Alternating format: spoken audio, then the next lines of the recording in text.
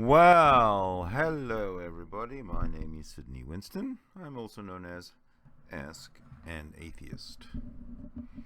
Today, Donald Trump, President of the United States, announced that Jerusalem is recognized by the United States as the capital of Israel.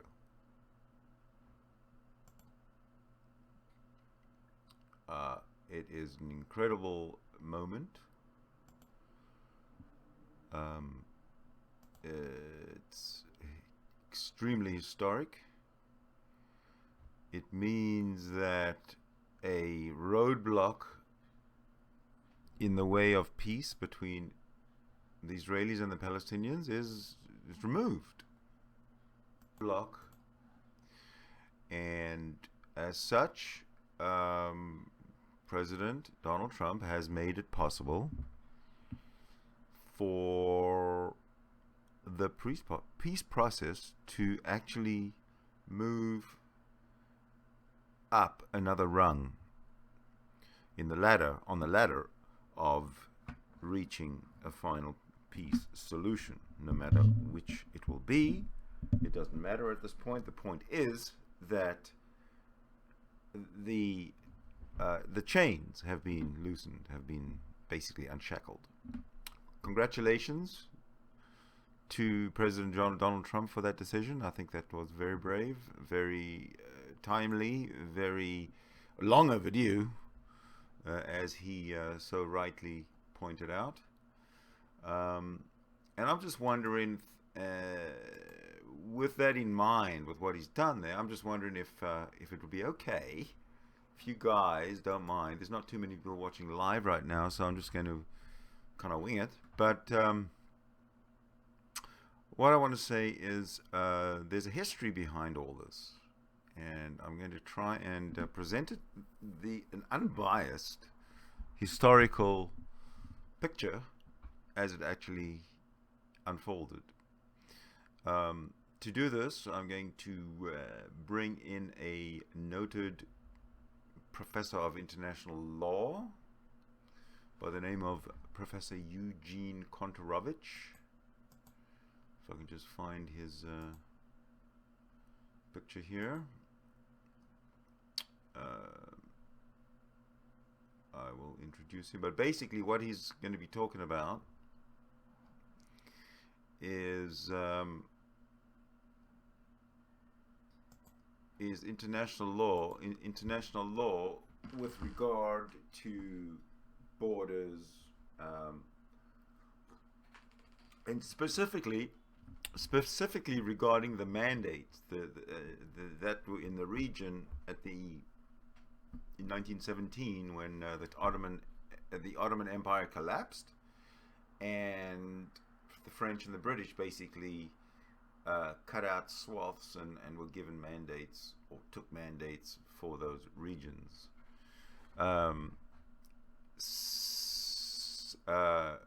Specifically, there were three mandates in the area.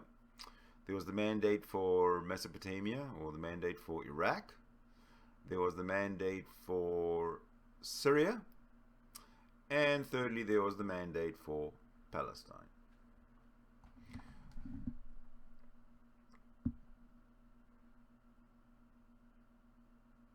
So what I'm going to do then is just find old, where did I put the,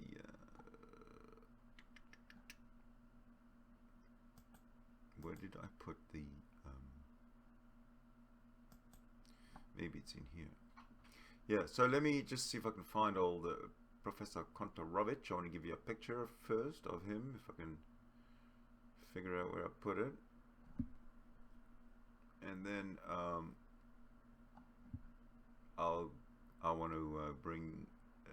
He has a little speech, a little talk, under 20 minutes of how international law works with regard to mandatory borders.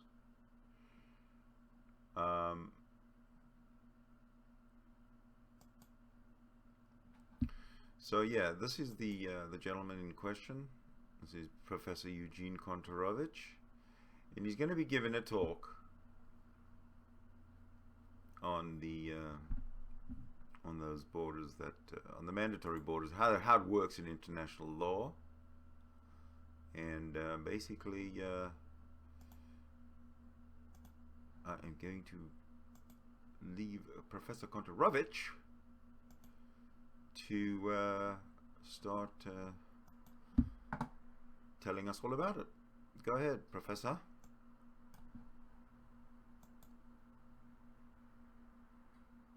The spheres of influence established by the Sykes-Picot Agreement soon metamorphosed into the borders of nation-states, proto-nation-states, established by the League of Nations mandate system. We're going to examine the basis of the League of Nations mandate borders, their status in international law, and their status today, at a time when the post-World War I reorganization of the Middle East has come into question. We will see that the questions about the borders of the states that arose after World War I in the Middle East are not new ones. The borders were controversial and caused problems from the very beginning. Some of these problems raised issues that we will find reminiscent, and we'll see how international law addressed these issues in ways that are quite interesting. In numerous situations, in the Middle East and also elsewhere, the borders created by League of Nations mandates created controversies involving territorial sovereignty disputes with neighboring nations, controversies about internal denials of ethnic self-determination, controversies about coherence and independence of these borders, conflicts about the resource allocation implicated in these borders. These controversies, which often involved considerable equities on both sides, resulted in proposals for cession, partition, and rejoinder of mandatory territories, and these proposals were taken extremely seriously. They were entertained by the mandatories, by the League of Nations, Mandates Commission, and various commissions of inquiry during the mandatory period. However, in all of these cases, and all of these disputes, which were quite heated in their day, as we'll see, the mandatory borders as they stood at the moment of independence of the successor nation state became universally and immediately regarded as the sole legitimate borders of that country. And we'll discuss such now arcane matters as the Mosul question of the 1920s, the Alexandretta controversy of the 1930s. And these were some of the most heated political disputes, territorial disputes of the day. And we'll see that once they were resolved by the creation of a subsequent nation state, the borders of those nation states rendered moot all pre-existing disputes, conflicts, proposals of partition, proposal of redrawing of borders, even though none of those underlying issues disappeared. But from a legal perspective, we'll see that they disappeared. And we'll find out the reason why. So we'll talk about two conflicts involving the borders of Mesopotamia, Iraq, and two conflicts involving the borders of Syria and Lebanon, the British mandate of Mesopotamia and the French mandate over Syria and Lebanon. And they raised various kinds of controversies, all of which are quite substantial. So the Mesopotamian mandate saw conflicts and substantial controversy over both its northern and southern borders. The dispute over its northern border is what came to be known as the Mosul question, capital M, capital Q. It was a matter of serious international import. And the Mosul question had to do with who gets the entire, basically, northern third of Iraq, the Mosul region, which was claimed by Turkey after the Treaty of Sevres, and the border had not yet been fully demarcated and adjusted. Whether Mosul, the region of Mosul, would go to the predominantly Arab Iraq or to Turkey was a question that was undetermined. Turkey had various historical claims. Iraq had various claims. And this led to a significant international inquiry. The matter was submitted to arbitration by the League Council, the League of Nations Mandates Council. The League itself appointed an investigative commission, which issued recommendations. Questions of self-determination were considered, like what do the Kurds want?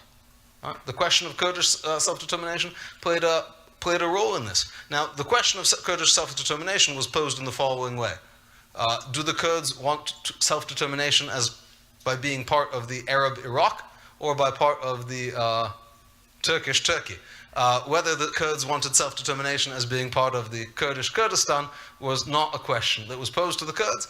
And the theory was the Kurds probably wanted to be part of Iraq more than they wanted to be part of Turkey.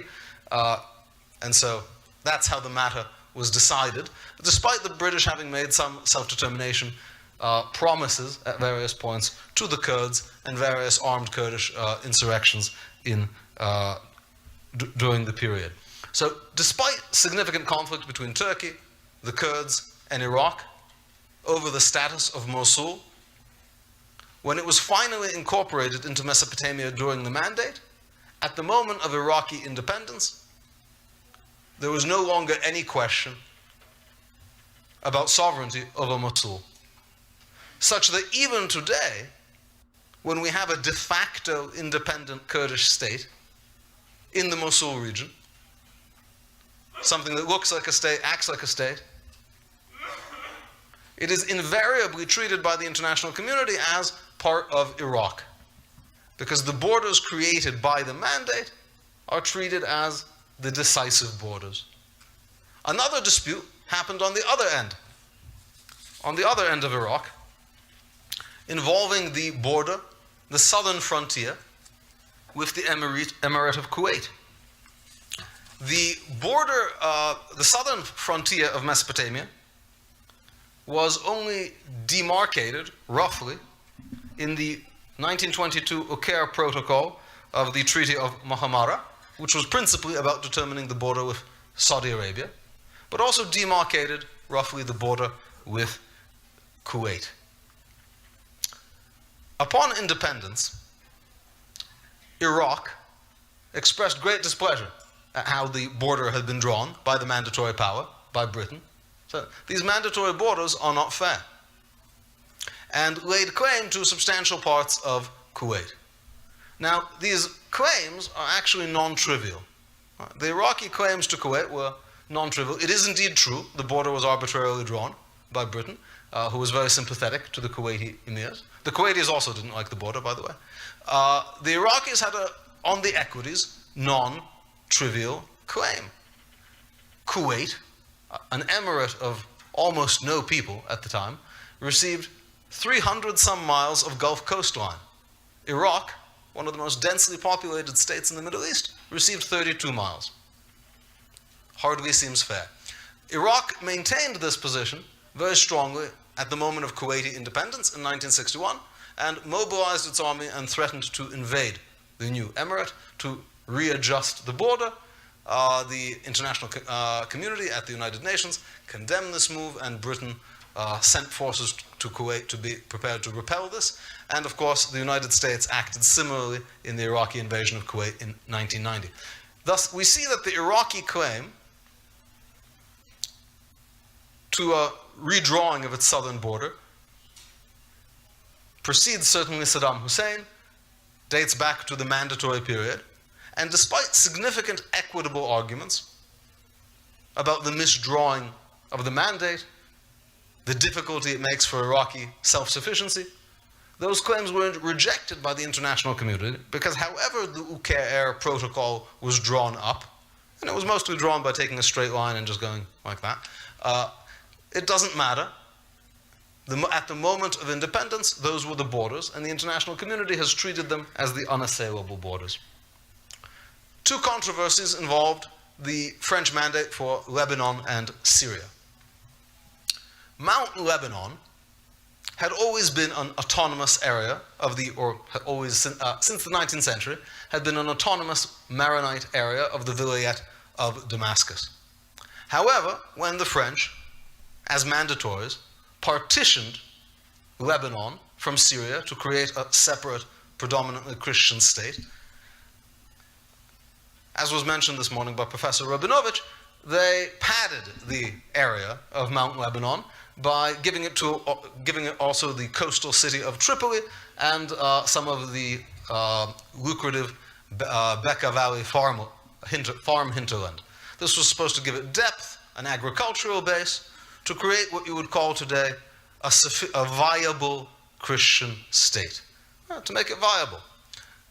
Now, this was greatly resented by Arab nationalists in Damascus, who challenged the legitimacy of redrawing the internal borders of the Vilayet of Damascus, and also on ethnic self-determination grounds. The inhabitants of these regions, of the Tripoli and Bekaa Valley regions, were not predominantly Christian. How can you put them under the Christians? These are all fair-sounding claims. Nonetheless, since the moment of Lebanese independence, the borders of Lebanon, the internal politics of Lebanon, have been a tumult, but the external borders have been treated as internationally sacrosanct. Now, perhaps the most interesting case involves Alexandretta, or Hatay, depending on where you stand, which was the northwestern corner of Syria under the mandate, under the French mandate. It had, on the border between Syria and Turkey, it had an extraordinarily cosmopolitan population: Arabs, Armenians, Greeks, Turks, Jews, and was a source of great friction with Turkey. Turkey had significant claims to it, and throughout the 1930s, Turkey asserted demands for greater control. France implemented increasing plans of autonomy for the region, but nonetheless, Ankara continued to insist on control over this area, which had a Turkish plurality, but not majority. It had a very large Turkish population. And throughout the 30s, there were riots there that were at least instigated in part by Kemalist forces. There was an appeal by Turkey to the League of Nations Commission, which partially noted the validity of Turkish demands and demanded even greater autonomy for the region. And this may sound also familiar. Between 1937 and 1938, there were at least 4 different French, I would call them, peace plans for greater autonomy and cession of Hatay, of Alexandretta, from Syria. None of this was enough for Turkey, and ultimately in 1939, France, eager to have Turkish support in a coming war with Germany, simply ceded Hatay to Turkey, at which point most of the non-Turkish population fled. Now, what's interesting about this is, aside from the self-determination issues, the French action was quite clearly a violation of Article 4 of the Mandate for Syria, which provided, much like the Palestine Mandate did, that no part of the Syrian mandate shall be placed under the control of a foreign country. And here France goes and nip and tuck, cuts Hatay off and gives it to Turkey. Despite the rather clear violation of the provisions of the League of Nations mandate, at the moment of Syrian independence in 1943, Hatay was not part of Syria. The border had been redrawn by the mandatory power, perhaps incurring an independent legal violation, but nonetheless, the border of mandatory Syria, as administered in 1943, did not include Alexandretta. And thus, despite the fact that the Alexandretta-Hatay dispute has remained a live one between Syria and Turkey, basically to this day, the international community invariably recognizes the legitimacy of Turkish sovereignty over Alexandretta. Syria has never made that concession, by the way, and I think it is not a coincidence that the Russian fighter plane downed over Turkish airspace was downed in the area of Hatay, an area that remains extremely sensitive to Turkey, knowing Syria's continued territorial demands. We see a pattern here. We see, despite the fact that every single mandate involved the denial of certain claims of ethnic self-determination, involved the denial of some other countries' claims to resources, contiguity, or other politically attractive features. Despite the fact that these mandates were controversial in their day, despite the fact that there were widespread calls for partition and redrawing of their borders, and maybe some of these claims were meritorious from an equitable perspective, in all these cases, the borders of the mandatory entity as it stood at the moment of independence became the universally recognized borders of the successor country. This is not a surprise, because this turns out is a basic rule of international law, which Ambassador Baker referred to, uti potestatis juris. Uti potestatis juris is a rule about how you figure out the borders of new countries.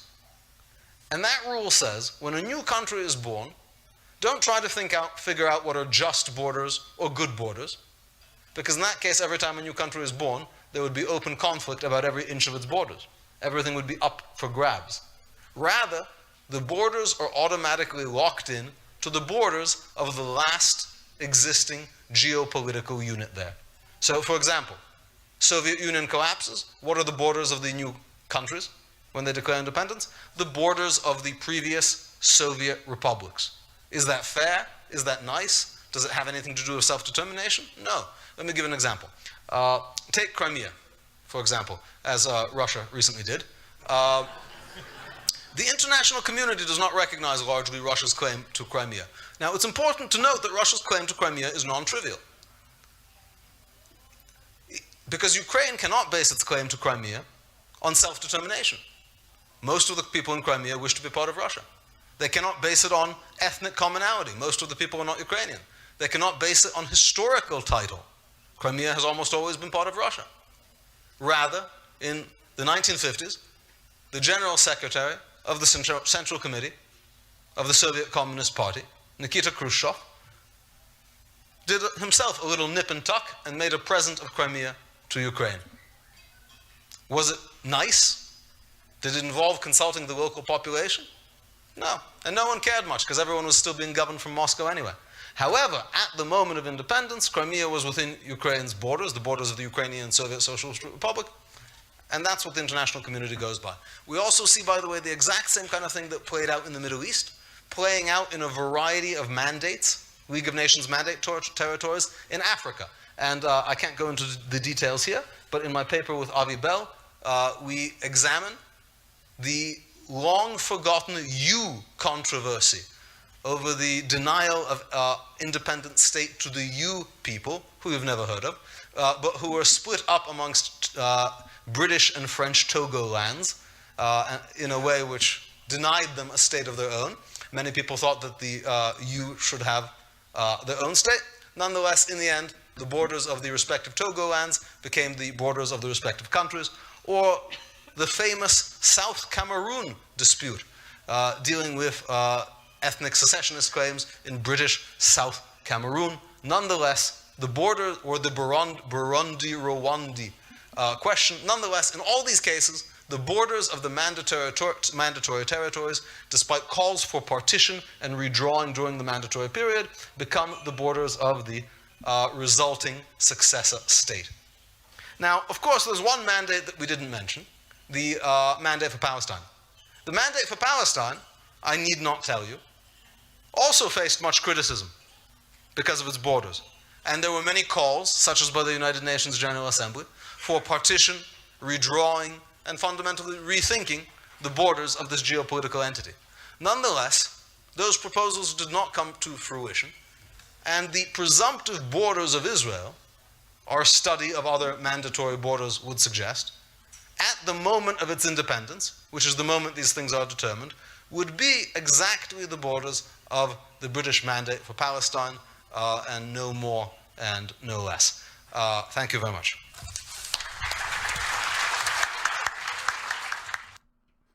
Right. So here is a map of the British mandate for Palestine. It shows me that the date of that ratification was April 24th, 1920. This shows the boundaries of the land in which the Jewish national home was to be reconstituted. Okay, 1920. Now, let me just go forward here a couple of years. Here in 1922, July 24th, 1922, what they did was they took the River Jordan and gave everything east of the River Jordan to the Arabs. So from this, which was to be the Jewish national home, that was Palestine. That is the map of Palestine. No matter which way you look at it, that is the map of Palestine. Okay? 2 years later, the map of Palestine has been split like this. So 77% of Palestine is now given to the Arabs, and 23% is given to the Jews. This is as of 1922. Now I want to go through a PowerPoint. So I'm going to start off at the very top frame of this PowerPoint, and that'll be basically this Kurdistan. It's this Kurdistan map, which would be Kurdistan if Kurdistan were to, be given its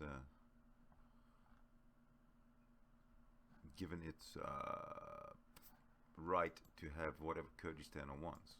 However, that is not the Kurdistan that we know and love. That's not the Kurdistan that exists. In fact, there is no existing Kurdistan right now. I think the Kurdistan that does is sort of the region, which is kind of northwest Iraq,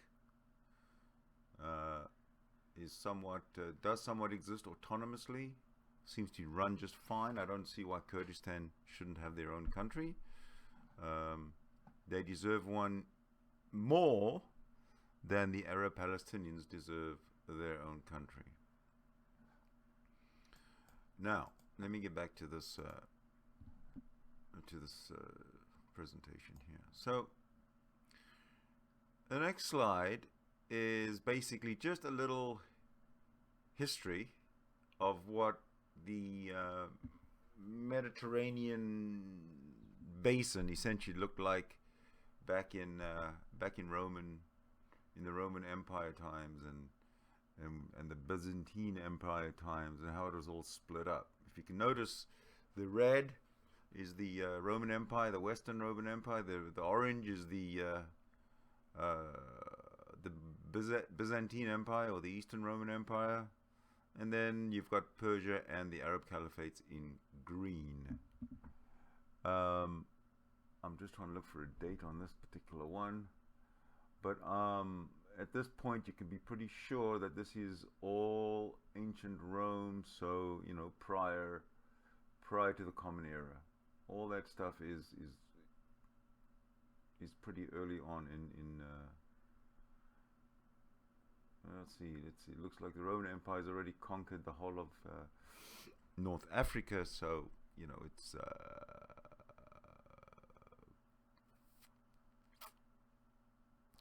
got to be around about the height of the Roman Empire, and I would say that we're looking at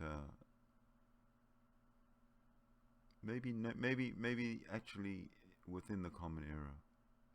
But you get the idea that Palestine, if you look at Palestine, which you can't even hardly see on the map, there is no Palestine. It's just part of the Roman Empire. It's just a province or a region or a consul area, whatever, of the Roman Empire. Sorry to stick so long on this map, but it's kind of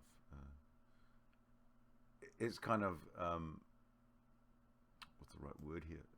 Mesmerizing when I see all these names, Mauritania, Numidia. Anyway, we'll go to the next one here. Okay, so this is springing forward again. At the beginning, or the outbreak of the First World War in 1914, the Ottoman Empire in kind of a greenish, sort of a light green, that was the Ottoman Empire. That what was left of the Ottoman Empire, I suppose, at that time. Again, as you can tell, there is no Palestine necessarily. It's just the Ottoman Empire. There's some cities, but the Ottoman Empire pretty much controls the Ottoman Empire. There's no Palestine. Nothing. And you can tell in Africa and surrounding the British and the Italians and the French, they're doing a whole bunch of colonial grabbing, which they did in the 19th century.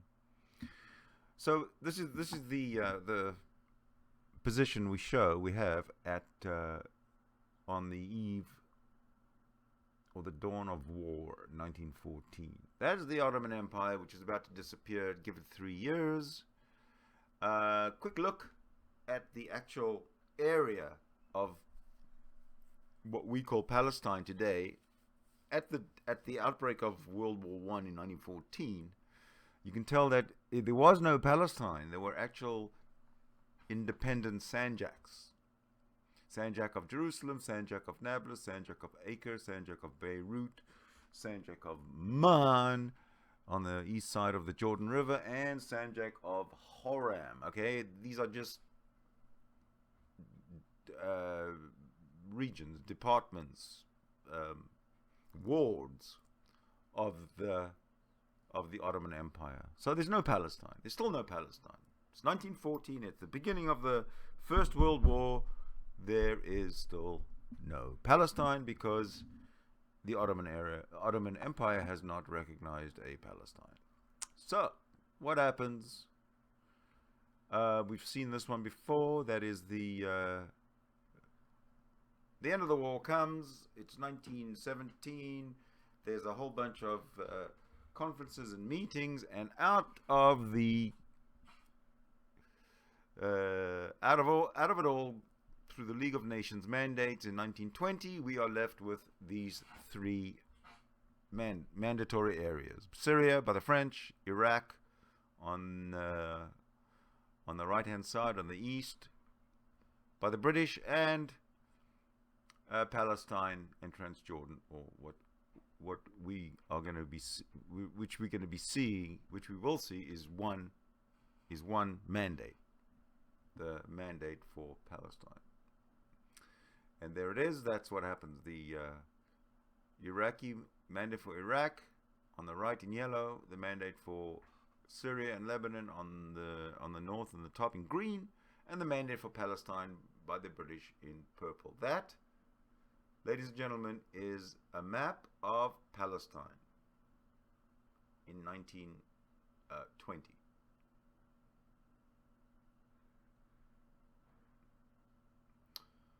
So from 1917 to 1922, the actual area of Palestine was constant. This was the area of the Jewish national home. This is where Jews were going to come and move to and emigrate to and form a state. This is Palestine. Another quick look, better look, another more detailed map at what Palestine looks like. And this is, I guess, the mandatory borders that were finalized at the San Remo conference, which took place, or which ended in 1922, went on for 2 years prior. So there's Palestine, ladies and gentlemen. I want you to see that in 1922 is Palestine. Okay, let's move on. Palestine, simple, see? As the boundaries of the land in which the Jewish national home was to be reconstituted. I can't emphasize this enough, that what you see, is Palestine. That's the mandate for Palestine that the British government received. Okay? Now, there were problems. Because the British were so underhanded, they promised the same thing to 3 different parties. They really fucked it up. So I guess there was agitation, and they had to come to a solution, as you've seen before. What they tried to do was divide Palestine into an Arab Palestine and a Jewish Palestine. And like I've said before, they took what's in yellow on the right-hand side, to the west of the Jordan River. They took that area, gave it to the Arabs, and that constitutes 77% of the mandatory Palestinian or mandatory Palestine that is under the British watch. And then they left with 23% in the white area, which was they called Jewish Palestine, and that was the area. I'm going to read from the slide here. The mandate for Palestine, July 24th, 1922. Finally, is the mandate for Palestine. This is, I guess, the final borders of Palestine is now this little yellow area. So this showing the area of Transjordan in which the reconstitution of the Jewish national home was to be postponed or withheld. Right? So in Arab Palestine, no Jews. No, not now, and not ever. The territory of Jewish Palestine has been reduced by 77% of the original mandate. However, this is Jewish Palestine, so Jewish immigration is obviously allowed to commence or to carry on. Let's go forward. Here we go. Now, the reason for the split of the original mandate was because the area to the right, to the east of the Jordan River, Transjordan, was actually given to Abdallah ibn Hussein from the Hejz in Arabia. It looks to me like the British went and took mandatory Palestine, drew a line down the Jordan River and said, take it. Yeah, it's not, we don't want this anymore. For whatever reason, they gave it away. So, but we're still left with, in yellow, the area remaining for the Jewish national home. So right now, it looks to me like as of 1923, this is what they call the first division, the first partition of Palestine. As of 1923, Jewish Palestine is the area in yellow on the coast called Palestine. Here we have a better, better view of it. Okay, so it looks to me like Transjordan and the little area on top here, the Golan Heights, has been Transjordan has been given to that Hussein, the king from Arabia, and the top bit here, the Golan Heights, has been given to the French, to the French mandate or the Syrian mandate. So what we're left with here is everything in yellow, again, which is the area remaining for the Jewish national home. Now this is Palestine, okay?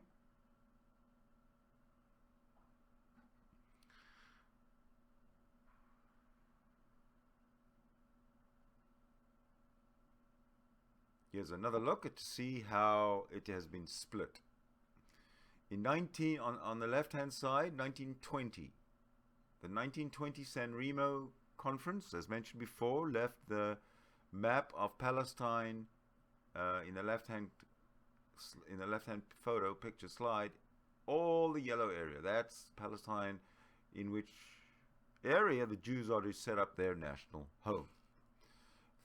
So that's 1920. And 3 years later, the British have gone and chopped it up.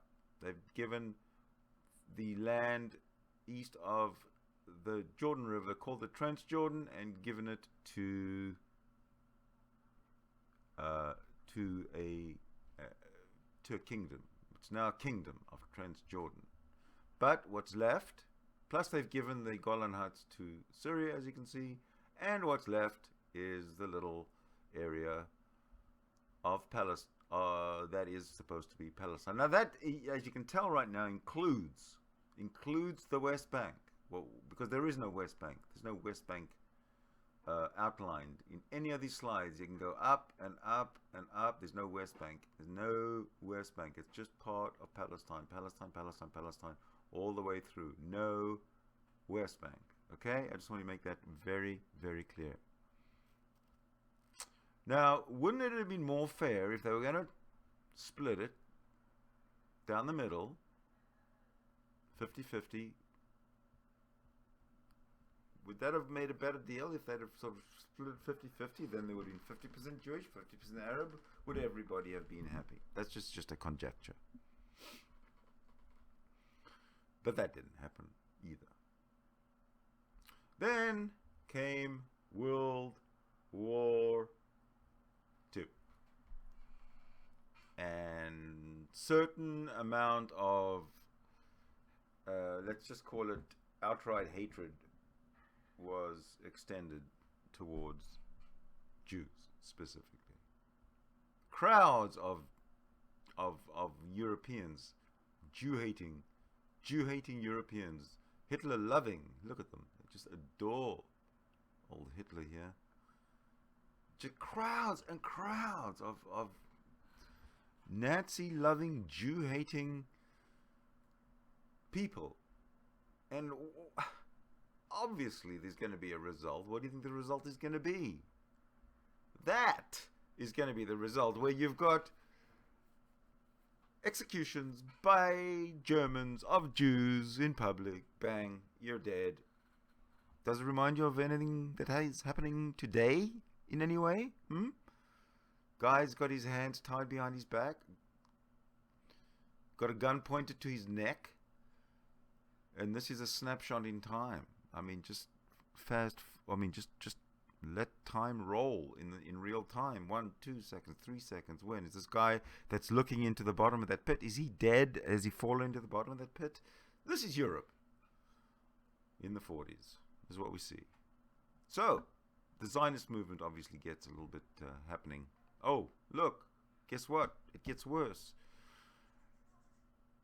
Hitler and Islam. Hitler and Islam, Nazism and Islam get together and discuss the annihilation of Jewry. Hitler from the point of view of Europe, kill the Jews in Europe, and the Grand Mufti of Jerusalem, who is sitting opposite him in this photo, talking about the annihilation of the Jews in the Levant, of the Middle East. So this is the situation where the Jews find themselves in the world. And if I might just add that Canada and the United States both rejected or refused to allow at least one ship full of refugees, or more, I don't know, but at least one each, to disembark, sent them back to Germany to certain death at the hands of either one of these two tyrants. And then Britain emerges victorious at the end of that war, led by Winston Churchill, who remarked, and I concur with this remark, I'm going to read it. He said, "It is manifestly right that the scattered Jews should have a national center and a national home, and where else but in Palestine, with which for 3,000 years they have been intimately and profoundly associated." So, there are some, because there are Arab riots. I didn't mention the Arab riots, I didn't bring any pictures of the Arab riots, but there are Arab riots which precipitate these types of proposed partition plans. 1937, 1938, and 1945, partition plans are presented.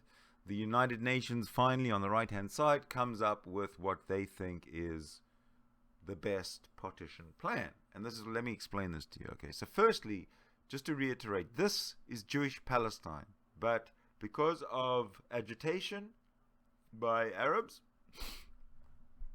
or by the Arab population, the United Nations is, once Britain is going to, when Britain leaves, the United Nations has proposed that these are the borders. The Jewish borders are in sort of the darker brown color. The Arab Palestinian borders are in the lighter yellow color, and the gray area is the proposed international area that includes Jerusalem. That's what the United Nations proposes in 1947. If that were accepted by all parties, both the Jews and the Palestinians, then that would have been the two-state solution right there. 1947, thank you very much. We have two states. We don't need 70 years of the problems that we have experienced up to now, because we have two states. There it is. But,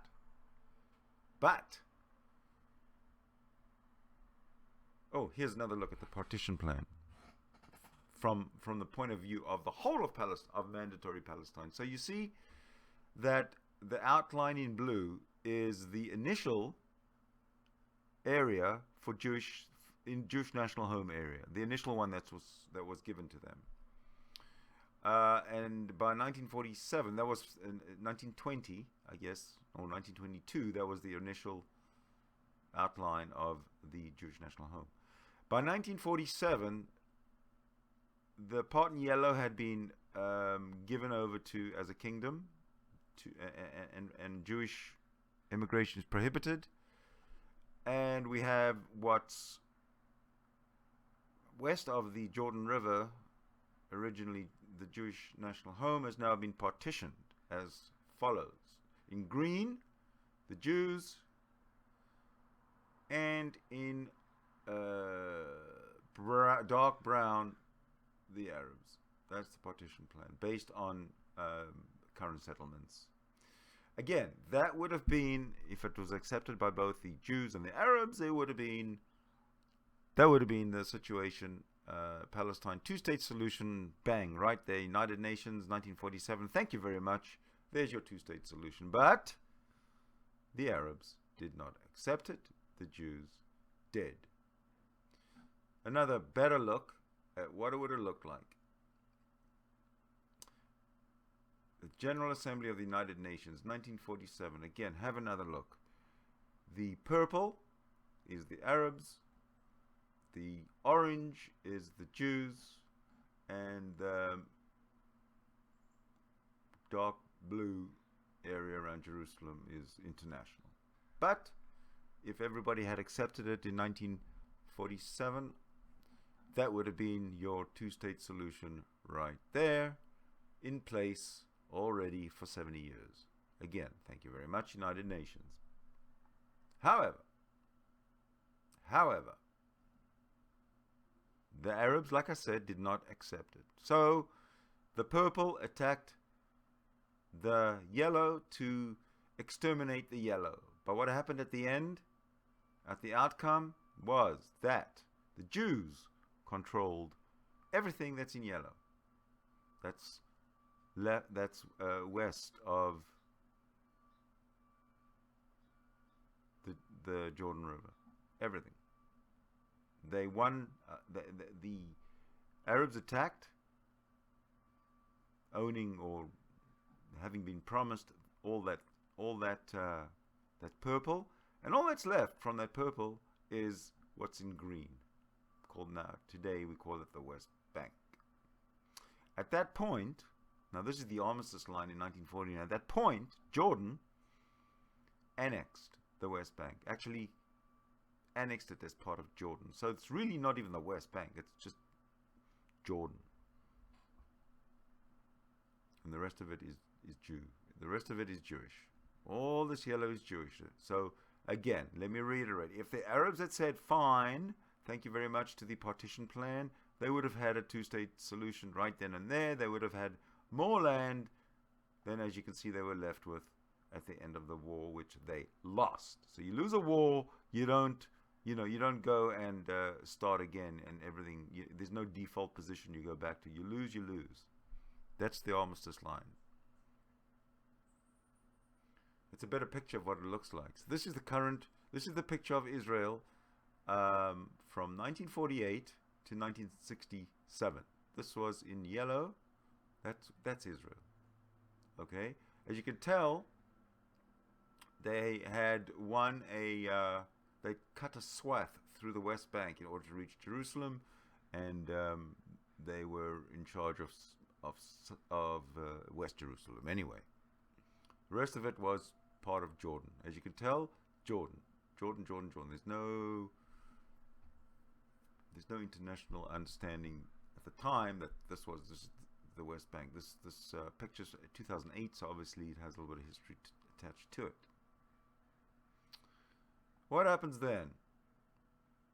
What happens then indeed is in 1967, the Arabs again attack the yellow to try and remove the Jews, from the area. The Jews defend themselves. Not only do they defend themselves, they excel. What they do is they reclaim all the area west of the Jordan River, plus the area that was given back to Syria as their own. And as you can see right now, they control all of that. The Arabs have lost everything. And Jerusalem is right now in the center of the country. Today, President Donald Trump recognized that Jerusalem is the capital of Israel. It's a historic day today. It's a fantastically historic day. The United States recognizes Jerusalem as the capital of Israel. I'm actually proud of the United States. I'm proud to say that I am a Zionist, because I am. I'm a proud Zionist. Now I'm a proud North American because, it was a North American initiative. And I've said my piece. It's been almost an hour. I kind of didn't plan it to be this long, and I'm glad it got said. Thank you very much for watching. Obviously, you'll be watching this after the fact. But if you like it, please get a like happening. If somehow you stumbled upon this channel,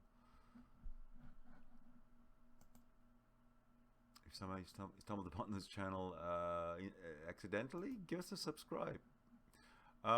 I usually like to talk about how stupid Christianity is, and that will definitely continue coming up. No problem. Christianity is stupid. Stupid.